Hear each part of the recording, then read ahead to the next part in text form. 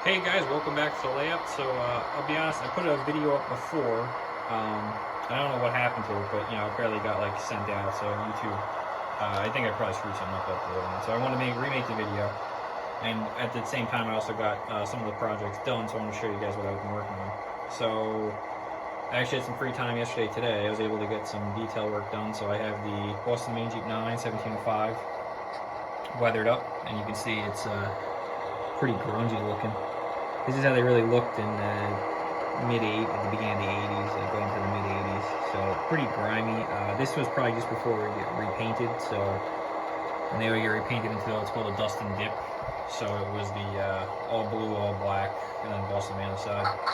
So this one I just weathered up with pan pastels, a little artist oils, some fading paint, all brush paint and acrylic paint with a brush and some oil paint and chalks, and that's it.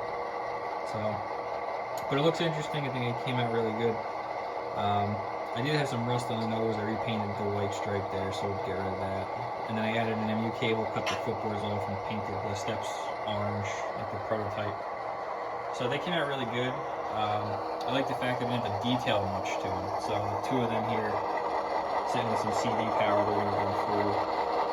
They would run down to the railroad junction. So, but the only thing I can say I just don't like with them is the Tsunami 2. I understand Athearn, they have people they work with or whatever, but I'm not a big fan of it. I just don't like the little I don't want to say kid sounds. Like if someone getting into the hobby, they're good, but I really do like the lock sound. I think they just sound fantastic.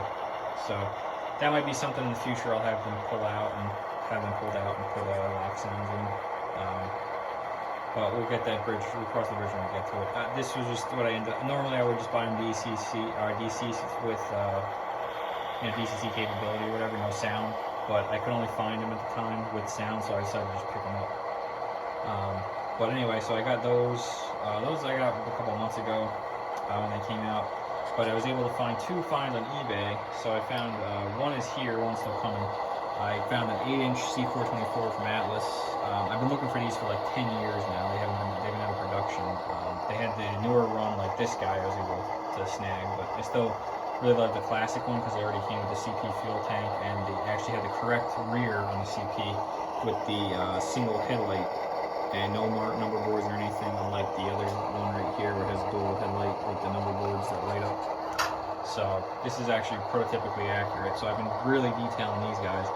You can see the front pilot. I actually cut that out, and I put the new CP Rock pilot in. You can see here. This is what Atlas gives you. So the other one's actually more rounded, as well as I took the MU cables off. So I put the details West MU cables on. Sorry, I'm back and forth here with you guys, but I put the details West MU cables on, so that's good. I have ditch lights coming, speed recorders, MU cables, all that stuff. So this will be kind of super detailed in my opinion. Then I'm gonna weather it once I get all that done. So it'll look cool. And I have another one with the same thing too. So we'll have two that are pretty well matched. And if I have enough stuff left over, I'm gonna do another one. And I'll get them all together, and then I can pair them off with these guys or whatever. So we'll have some pretty cool, interesting power going through.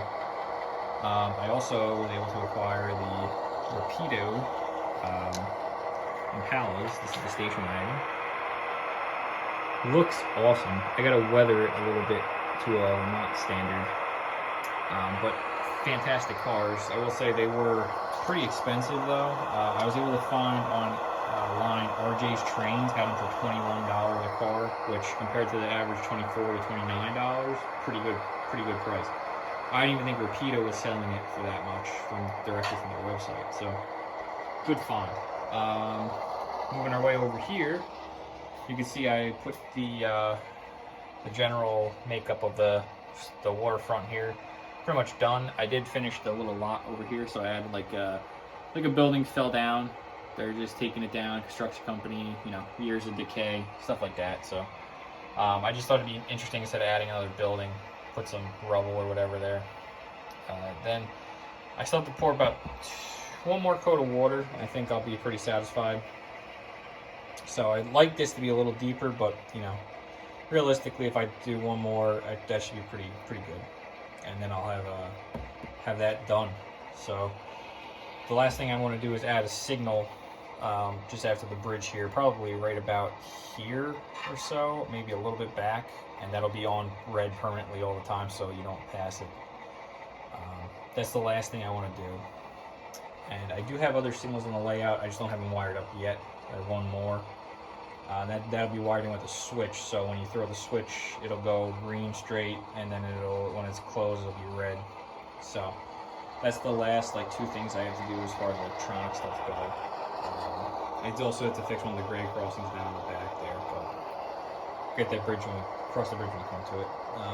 So I don't have too much more for you guys. I've been kind of just slowly getting around to things. So the last thing I wanted to point out. So a lot of guys were asking in the last video about this siding over here, and you can see that's the siding where if you people were saying it's like overgrown and stuff, and I'll shoot over there in a second, but I want to explain to you guys what happened. So the switch back there, I'll show you the switch. It kind of kicked the bucket. So what I decided to do is I'll just not replace the switch, and instead of having this as like a runaround track or like an abandoned track, I can actually use this to push in the siding. So we have another switch here. They push down to Agway over here, and then you get the car out. Now it actually makes it harder to switch because you have to go in to get the car, bring it out, put it on the main line, and then take the rest of the train back in to put your next car up. So it gave Agway some storage for cars. So what I actually usually do in these sessions is I'll have a whole pile of cars, like they order them all at once, and then they'll move through them very slowly. So eventually, within 2 more sessions, they'll have nothing here, and they'll have like 7 cars show up. And you gotta kind of figure out where to put them and stuff. So that's what I do with them, and I've done this with before I knew what I was doing with switches. I accidentally glued this one down with liquid adhesive. Now my personal recommendation is never glue switches in. Glue the track down, that's fine, but never glue switches in, because once you get this thing in there, you're not getting it out. So I decided let me just act like the switch is broken. So what I did was I put a cone there, and I soldered that together, and I guess still have to take out the switch here so nobody tries to throw it, but most of the operators that come down here know it, but you can only work it from this side. So, and realistically, in real 1980s time, railroads were not fixing a lot of things. So if a switch broke, they would just say like, figure it out. They didn't really care. They didn't care about overtime, they didn't care about any of that stuff, because it cost so much money to fix the switch, and they didn't have the money. So in the area I'm modeling as well, Lamoille Valley's on a downturn because they just had a pretty bad washout derailment type of thing happen in St. Albans. One of the lines that they would use to get to the CV was totally obliterated by a CP train that detoured over Lamoille Valley and or over central Vermont and derailed on the bridge. So they're at a turmoil now because their traffic got cut pretty much in half. CP Rail at the time is working to kind of get out of Vermont. They don't really see any profit in staying there. They stayed there for another 10-15 years, but they didn't want to be there. So they probably weren't fixing much. Maine Central, Boston, Maine, same thing going around in circles. So the common theme is that this is supposed to be declining traffic and just an industry that's starting to fade away. So things aren't really going the way that you'd think it would. So, and that really reflects the time period. So I'm going to shoot around here. I'll show you these detail parts in a second with the C424s. But so you guys can see what happened here is I had some expansion issues with the track. Now, the engines in cars run over this perfectly. But the problem is when they go from this curve into this switch, what happens is it's too much of a curve and they derail. So I decided, let me just take their switch stand out, put a cone there. I put a cone there, and then all I did was just essentially overgrow the switch. So something where, like, say a tie rod broke or whatever it is, or a switch point broke, they say we don't want to fix it, so we'll just have them go on the other side. And it makes it harder to switch, because this way you're not just going in and getting the empty car and pulling them across or whatever, pushing all the way back. So that's just something that makes it more entertaining to do. Same thing with like switching suburban propane here. The full one, the empty car is going to be in front, and you're going to have a full car in the rear. You have to pull out, or if you're going to put another car in, you have to pull them all out and then push them all in. So things that, you know, you just think what makes it a little harder for operators, but somewhat realistic. So it's an interesting way of doing things. Same thing here, right? You have your empty cars in the rear. You got to put your 2 full cars in the back. Now these cars, how I switch this is all 3 get pulled at once, because ideally you would say they had like some track mobile or something they could, you know, swing through and figure it out, or they would load them here or something like that. Something they'd work out. But that's just something to create more traffic, because if I had to pull one at a time here, you know, there'd be no traffic on this railroad. So these guys are a big shipper for Elmwood Valley, and you have like the big grain company over here, and Ethan Allen. So just some things to think about. Doesn't have to be ultra realistic, but somewhat. So and then just to give you guys an idea of detail parts, I was able to find these on eBay actually. So this is the CP Rock Pilot right here. Then we got some MU cables. These are like the newer set, because they only have 3. In the beginning there was 4 cables. This is a Alco brake chain.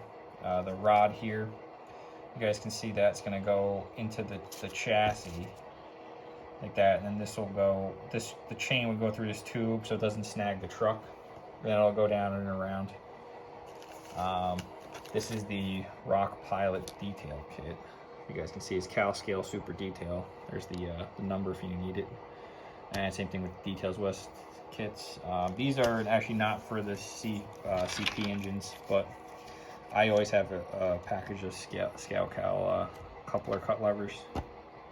So if you guys are looking for any of that stuff, check eBay. eBay's phenomenal with that. Or if you're trying to get into super detailing, don't know if you like it or not, I recommend practicing with like a crappy engine you don't like a lot. Try it, see if you go from there. A lot of it's just cutting stuff and figuring it out and making it look good. But once you get good at it, it's super easy to really detail some stuff and really make engines look good. Now, I see one of the things I have that's an issue is with my layout, I have fluorescent lights on top, but I only have like 1 fluorescent light per said feet. So I have a lot of problem with shadowing, you can see here.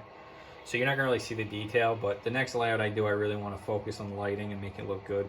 So that'll be something that those engines will really shine at.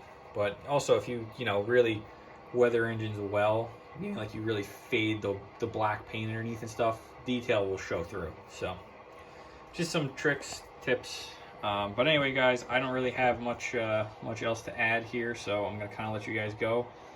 Make this in a little layout update. Any questions, comments? I've been loving the attention I've been getting lately as far as the comments and stuff, and I love the positive feedback, so it kind of keeps me going with these videos. So please leave a comment down below, questions. If you live in the area or whatever, have some awesome tips on how I could do all things better, especially Vermont area related, that'd be awesome. So thanks guys, have a good one.